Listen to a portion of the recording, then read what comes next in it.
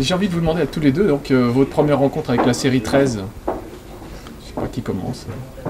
Moi, moi je m'en souviens bien, c'était à l'époque en 1984, ça paraissait en fait en prépublication dans le journal de Spirou à l'époque. Et quand vous avez 40 ans, Ouais. vous aviez donc 13 ans, ans. 13 ans à l'époque. Et donc j'attendais mon Spirou chaque semaine pour lire 13, puisque très rapidement j'ai vraiment eu un coup de foudre pour cette série. Tout de suite, dès les premières planches, Ouais, parce que je franchement, crois que c'est une planche par semaine, c'est ça hein? Non, à l'époque c'était quand même plus. Hein. Ah, plus. Oui, sinon on n'aurait pas tenu longtemps. Non, il y avait quand même pas mal, je sais plus exactement, mais ça devait être 4-5 planches par semaine.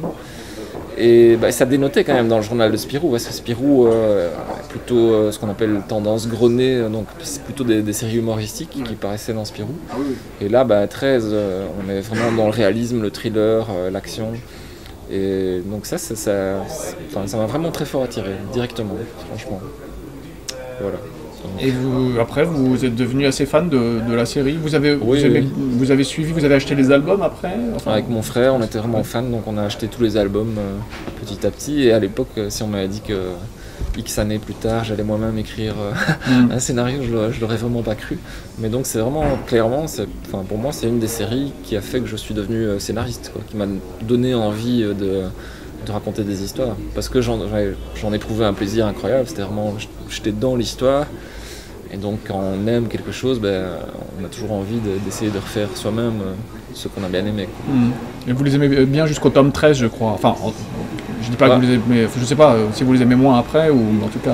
13, le point de départ de 13, c'est un amnésique qui a tué le président.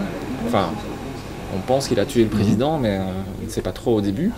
Et il a le numéro 13, donc il y a quelqu'un qui a le numéro 1. Donc, en fait, les deux grands mystères de cette série, c'est qui est le numéro 1, qui a tué le président des États-Unis et qui est ce fameux numéro 13, puisqu'il est amnésique. Alors, une fois qu'on a répondu à ces deux questions, malheureusement, quelque part, forcément, le soufflet doit retomber. Et donc après, Jean Van Damme a quand même réussi à trouver pas mal de rebondissements, notamment tout le passage en Amérique du Sud, qui est vraiment pas mal, je trouve.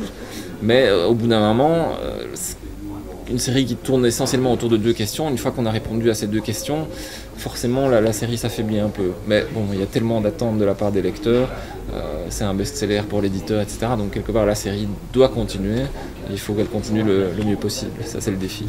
Alors François Bouc, votre rencontre avec 13 ? Moi je l'ai faite plus du point de vue professionnel. À l'époque où je commençais à dessiner une histoire d'espionnage qui s'appelle toujours Bouche du Diable. Et donc je voulais me renseigner sur ce registre.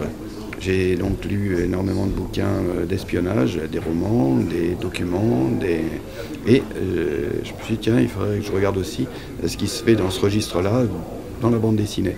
Et donc j'avais vu que la série 13 était commencée depuis 2 ou 3 albums, peut-être 4. Et donc je me suis mis à la lire pour voir ce qui se faisait, et pour voir ce qu'il fallait faire d'autre, pour pas faire de doublons. Et donc j'ai été plutôt je dirais, enthousiaste de la lecture. C'est sans doute pas quelque chose que j'aurais lu d'emblée comme ça, si on m'avait dit tiens, quelle est la bande dessinée que tu as envie de lire là tout de suite. Mais après l'avoir lu, j'ai été pris par le savoir-faire à la fois graphique et le savoir-faire aussi narratif du scénario. Donc voilà, c'est comme ça que j'ai... Et je voulais aussi voir comment on pouvait faire une histoire d'aujourd'hui qui soit passionnante. Puisque c'était aussi le registre dans lequel se situait l'histoire que j'étais en train de raconter. Et donc de voir comment parce que le gros problème dans la bande dessinée, c'est à la fois de raconter l'histoire, bien sûr, mais c'est du dessin. Et le dessin demande à être beau. Et la beauté ne s'apparente pas, je me suis rendu compte de ça, avec l'actualité. Si on dessine la rue telle qu'elle est aujourd'hui, on pense qu'elle n'est pas belle. Il va falloir 20 ans pour se rendre compte que c'était pas mal à cette époque-là. Et donc il y a la beauté d'une certaine manière dans le trait, est toujours associé à une certaine nostalgie des formes qu'on a connues dans le temps. Et donc je me disais, tiens, c'est intéressant de voir comment un dessinateur s'y prend pour dessiner l'époque moderne. Et la rendre bien, la dessiner bien, et la rendre suffisamment belle pour qu'on puisse la lire. Hein.